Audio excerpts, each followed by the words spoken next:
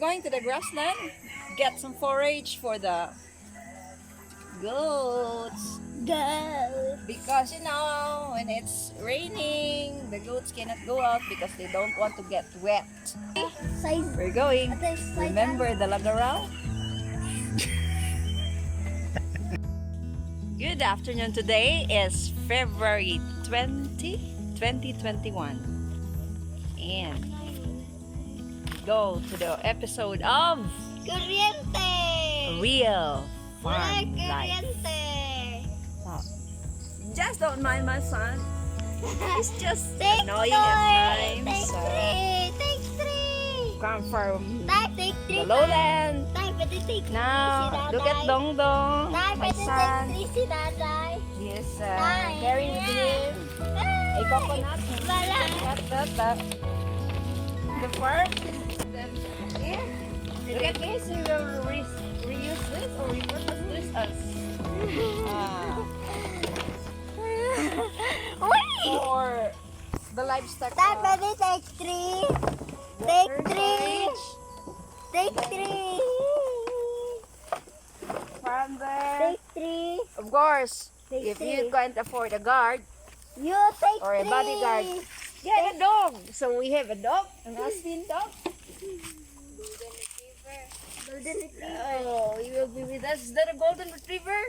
Are you sure? It looks like just like a golden retriever.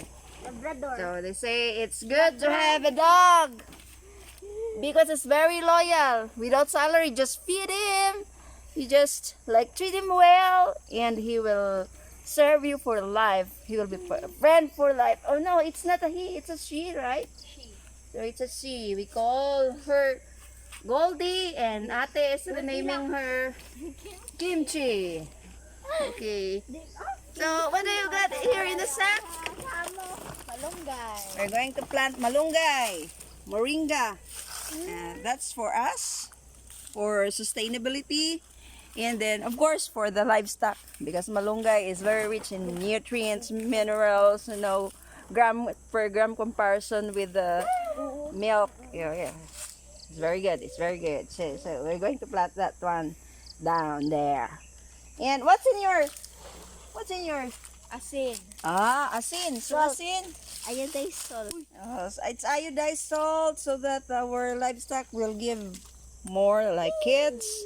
We have some goats there and some sheep, and then we also have 2 stallions, so that they would be filled when they eat. So that's quite in Filipino we call that pasalubong. We call that pasalubong. Okay. Salubong sa? Pasalubong for the livestock because when they're here and we go back to the city, well, our livestock are on their own, so they graze like some grasses and some insects, and then when we come back, so they would be excited because we bring something for them like asin, cracked corn for the poultry, so they would feel that we are so special. So that's the way to relate with the animals that you're taking care of. So bring something special for them. It's just like your children that when you go back home, you bring them Jollibee, burger, or whatever, McDonald's. But for the livestock, like horses, goats, and then poultry, you bring them cracked corn. If it's free range, then you bring them asin or salt. Oh, just like that. Okay.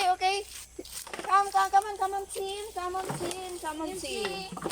Wala corriente.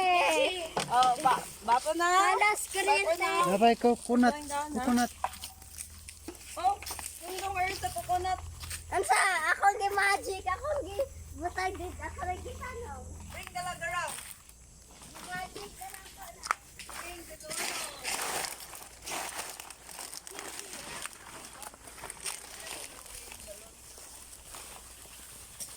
Why are you throwing that one? So you see this bolo? A curved bolo? We call this Lagarao in Bisaya. How do you call this in Ilonggo, tatay? Stop. Nagaraw gyapon. It's still Lagaraw. You know, Dongdong is starting to be annoying. So, this is good to protect you. And so if you see like Stop. you get trapped with the tall grasses or if there are like twigs, so you can cut through this Lagaraw. You can also Stop. use this for getting forage for the livestock. So many purposes. And then you can protect this if like there are like bad people who will like, hopefully it will not happen, will attack you. If they say that you have a Lagaraw, the impression is that, oh, that person is holding a sharp bolo. I should not do a bad thing to him because I know that he would really defend herself or himself. So that's why every person in a farm has this Lagaraw, all-purpose Lagaraw. Okay, now we're going to the farm.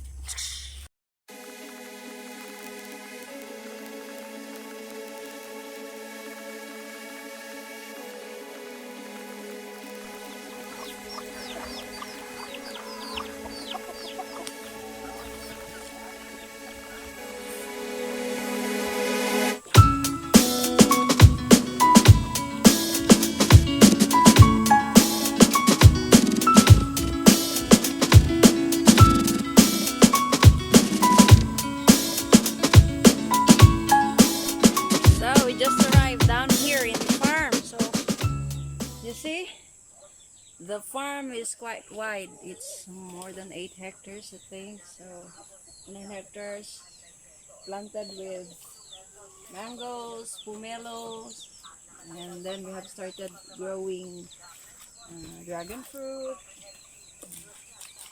So look at this, look at the poultry. Look at those chickens. So they're waiting to be fed. They know that their amo or the farmer has arrived. So they're waiting for some treat. Okay.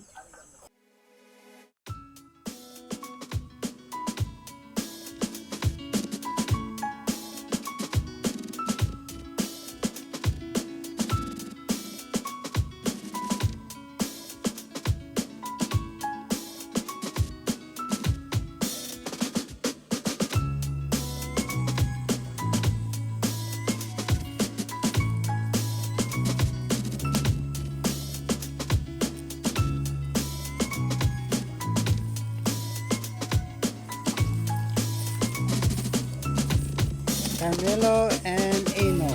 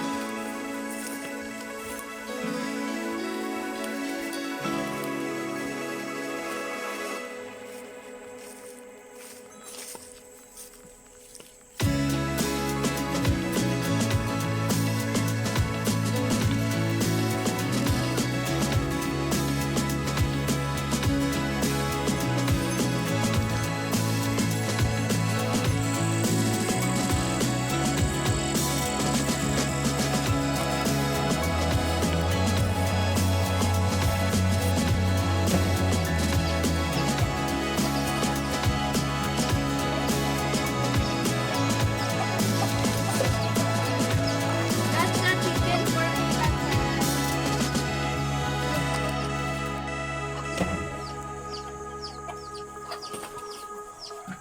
Ready? Catch the chicken for me, Tatay. Yeah. So I'm applying some like sunblock. Yeah. You say it's real life in the farm, because we have a regular job during the weekday, so we have to look also nice, no, facing the people because I'm a public person.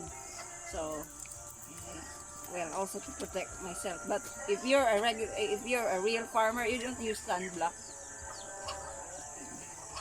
For me, I have to use sunblock and then protect myself with the mosquitoes. So that's why. Water, please. We're going to the grassland, get some forage for the goats. Go. Because when it's raining, the goats cannot go out because they don't want to get wet. So we really have to stock some forage for them so that they won't get hungry. Especially if you have a nursing goat. So or a goat that is pregnant. So really have to stock for them so that they won't get hungry. They will get the proper nourishment that they need. Okay, we're going. Remember the lagaral?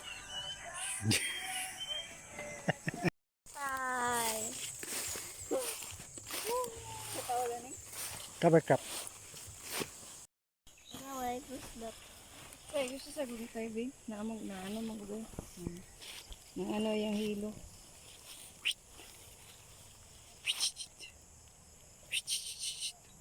Good.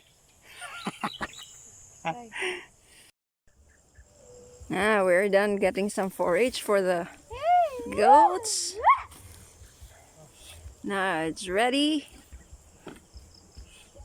to be transferred to the barn, to the goat house. Oh. The stallion is quite young, so I need some training.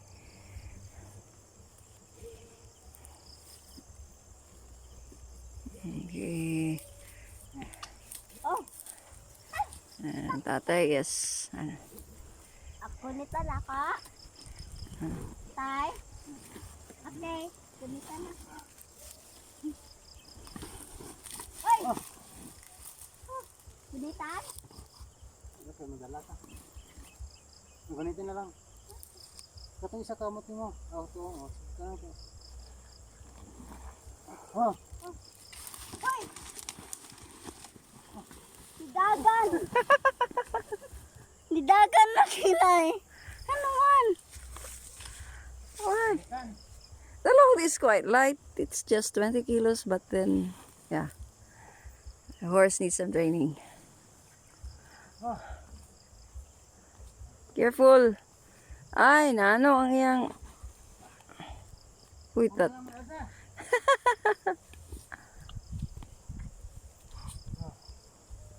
Kitang doang karga na eh. Need some assistance, tatay?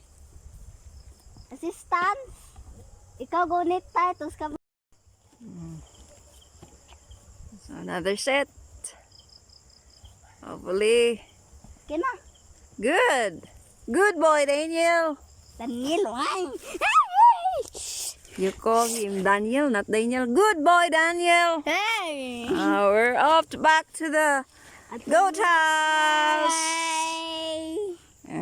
Dong Dong is starting to be naughty. Where are you, Dong Dong? Come on. Okay.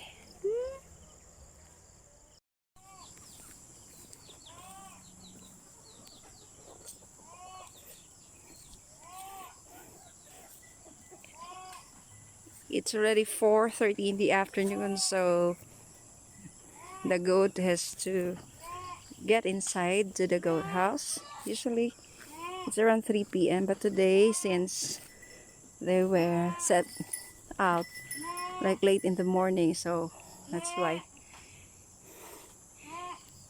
it's also late for them to get back in.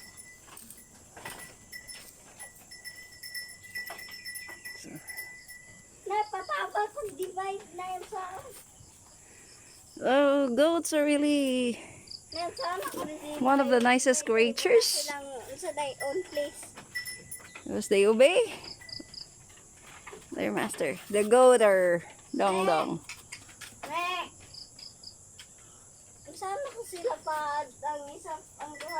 dito. Ang isa dito. I think you need some help from your ate. Ate!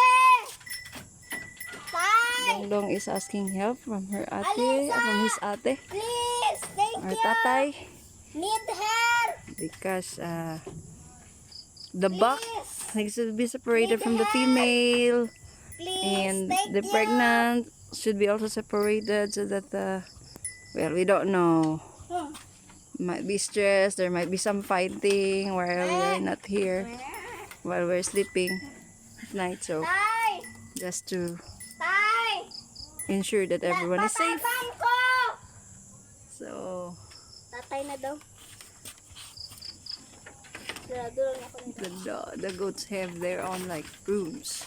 So I'll show you later. Good job, Dong Dong. Thumbs up. Thumbs down. What? Thumbs down. Day.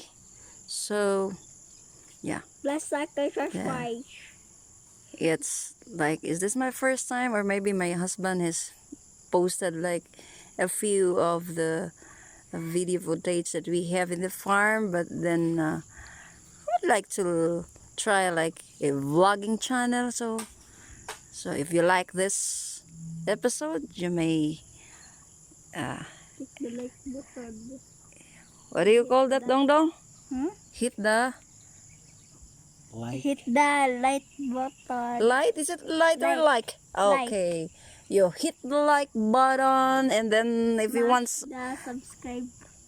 and also this if you want to follow us, you may also subscribe or hit the bell button for you to be notified of our next like vlogging episode. Is that how we call that? Episodes or Video. next videos. Let's say bye.